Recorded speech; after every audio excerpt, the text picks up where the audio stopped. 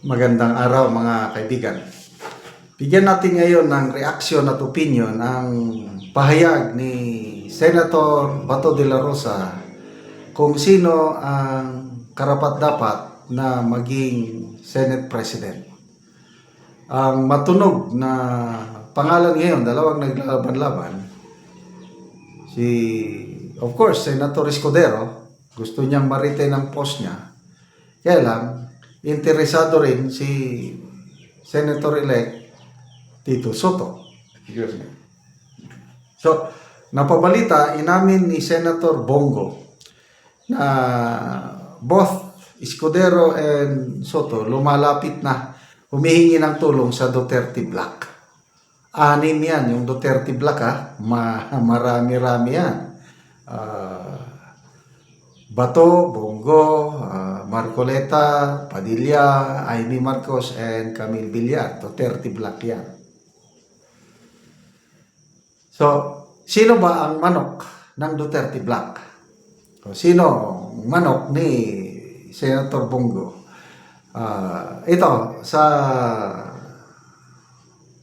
article ng Billionario.com, politiko pala, interview ng Billionario.com, nagpahayag si Senator Bato ng kanyang standard o qualification na magiging na nakita ko, wow, eksakto ang kanya. Ang qualification is dapat hindi nadidiktahan, hindi nahahawakan sa leeg o hindi nahawakan sa ilong. Dapat independent, which is correct. Ito title. Di dapat nadidiktahan. Senate President should be independent. Bato de la Rosa. Okay. Basahin ko by Billy Vegas. Senator Ronald de la Rosa stressed the importance of a Senate President who is independent from Malacanang and other branches of government. In an interview on Billionaire News Channel on Point, broadcaster Willard Cheng asked De La Rosa about the Senate presidency for incoming 20th Congress. Ito ang sagot ni Bato. Ang sa akin lang, ang pinaka-qualification ko, pinaka-standard ko, pinaka-criteria ko for leadership position sa Senado is that we should have a Senate President na kayang pangalagaan ang pagiging independent ng Senado at kayang pangalagaan yung the Senate as an institution. Yun lang naman ang aking requirement dyan. Okay. Ayaw ko ng Senate leadership. Ito, medyo may patama na ito May laman itong sa salitang ito. Ayaw ko ng Senate leadership na kayang-kayang diktahan, kayang-kayang hawakan sa leeg, hawakan sa ilong ng taga-Malacanang o ibang branches of government. So, himay-himayin natin. Escudero,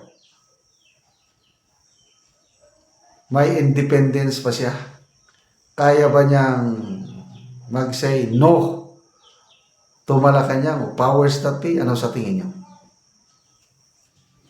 Yung nangyari sa Ambassador Lacanilao na mismo si Senator Bato ang nag-cite in contempt, inaprubahan ni Senator Amy, dinala na sa kulungan, inilabas ni Senator Escudero.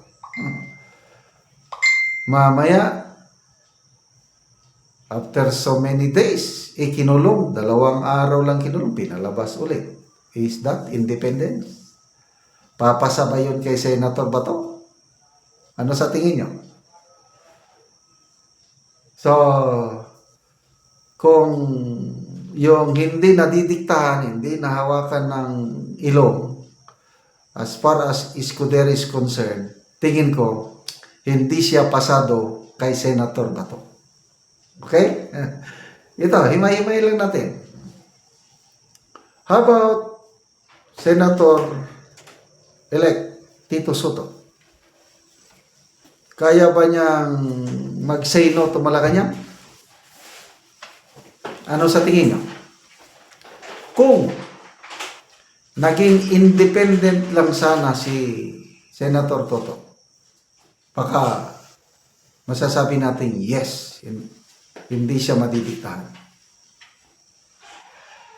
Nanalo siya under alliance O, di ba? Magkakasama sila. Team Alyansa. So, paano pa ngayon yung independence?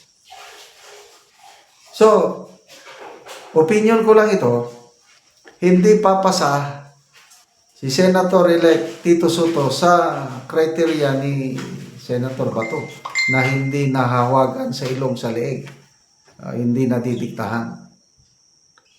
So from Escudero and Soto, based sa criteria ni Senator Bato, wala. Hindi sila pasadong dalawa. So, sino among the senators ang hindi nadidiktahan na mag-qualify itong criteria? Dalawa ang nakikita ko. Senator Marcoleta and Senator-elect Marcoleta and Senator Mig Zubiri. Napatunayan na ni Senator Mig Zubiri yung pagpatalsik sa kanya ng nakaraan na hindi ko sinusunod ang powers that be, kaya pinatalsik ako. Ano yung hindi niya nasusunod? Yung charter change, yung People's Initiative. Gustong-gusto ng powers that be na papasa yun para mag-prime minister ang isang tao dyan na gustong mag-prime minister. Kaya lang, hindi nila nadala si Senator Mig Zubiri.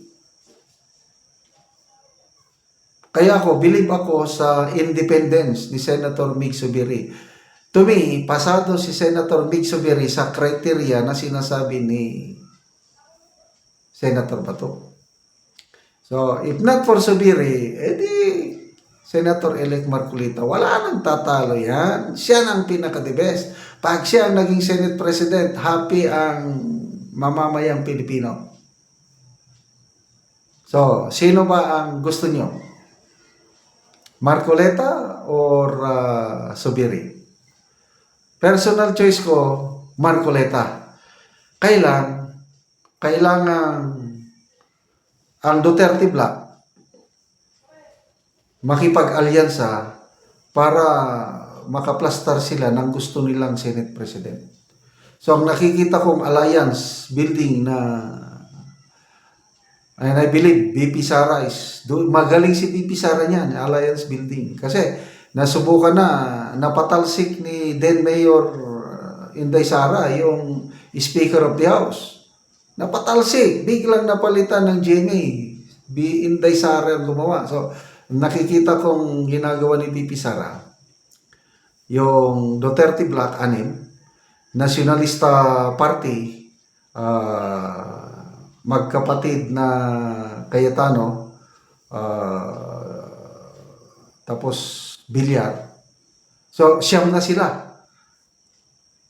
9. Kailangan pa nila ng kakampi para maging 13. So, ang grupo ni Senate President, na ex-Senate President Zubiri, may mga loyalist si Zubiri. Yung Magic 7 nila noon. Zubiri, Villanueva, Gatchalian, JB Ejercito, may isa pa, 5 sila So, 9 na ito plus 5, 14, kayang-kaya na nilang mag-upo ng kanilang Senate President. Tanggal na si Escudero. Wala na si Tito Soto. So, kung nagkaayos itong Duterte Black Nacionalista Party and then grupo ni Senator Zubiri, compromise. Baka ilagay nilang Senate President si Senator Zubiri. Yan ang nakikita ko. Kailan, kung ilagay nila si Senator-elect Marcoleta, mas maganda pa. Okay? So, salamat mga kaibigan sa inyong pagsubaybay sa channel nito. Nakakatulong kayo ng malaki sa Tribong Talandig ng Bukidnon.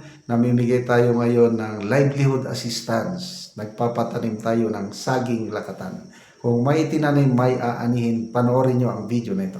Anak ko sa saging lakatan ni Manoy Boy. Og mao ni ang una niyang tanom nga saging lakatan. Og ako silang bisitahon. Mayong buntag manoy.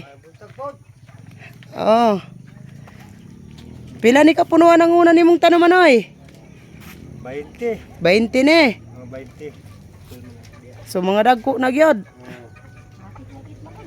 Hapit na gyud mangunod.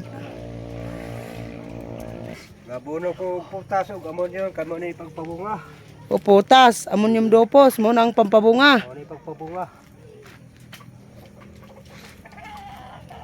So kuan gyud mga dagko na gyud ug hapit na gyud ni mangunod ang saging ni Manoy. Putas complete ug ukos. Ang Mhm. akong gabuno aron na Dali- dali siya munod. Oo. Oo. Oo. Ikaduha na akong tanom. Mo ikaduhan nimo Manoy, so mga dagko na. Dagko na. Putas gyapon ang abunon ani ni Manoy. Og ammonium dopos. Oo, ukos. Mga dagko na gyud ang saging ni Manoy. Mga dumalaga na gyud. Mga gana. Hapit kan pod Pila ni tanang kapunuan Manoy? ani tanan 170 tanan ni. 170. Oo. Hinlo kaayo. Ni man kambayo manok kabkab. Og karon manang Manoy, unsa ang inyong ika-istorya bahin sa padayon sa pagsuporta sa pag-abono og sa pagpananom? Salamat sa nagsuporta sa abono nga pagpadayon ang paghatag nila sa abono kay aron ang among saging. Mga ayo ang pagtubo Mm. ug sa Ginoo upod. Oo, salamat kay Manoy.